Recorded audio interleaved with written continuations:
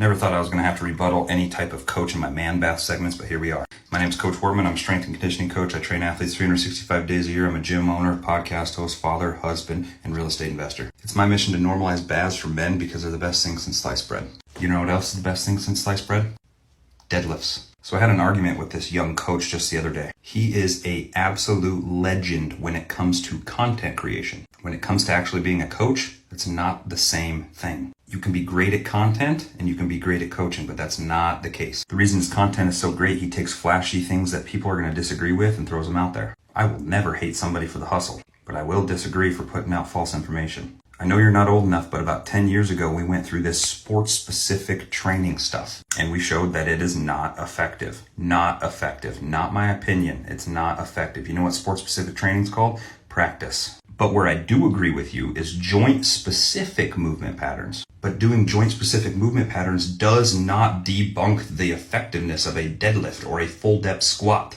It's just a tool in the toolbox, dude. Quit being polarizing. Quit misleading people. You already have a followership. You can actually spew great information instead of misleading. I know what he's talking about because I've been there. 5, 6, 7 years ago, I was in his shoes, thinking that everything that doesn't look like the sport, everything that doesn't mimic the exact throwing motion for the sport is ineffective. It's not the case. Should you train joint-specific angles with your athletes? 100% yes. Should you establish great range of motion throughout movement patterns for your athletes? Yes. Just because a deadlift isn't the perfect setup for pulling from the floor in athletics doesn't mean you abolish it. I've said this 50 times. There's no such thing as bad movements. Listen up to this one, kiddo. There's no such thing as bad movements or exercises. There is such a thing as bad movement. Meaning if you do a deadlift like crap, that is going to be inherently negative for you. But doing a deadlift correctly actually has translation. That's assuming that the setup and execution is proper and you're hitting the right energy systems. And I just got in an argument with somebody else about this, and they're now going to say,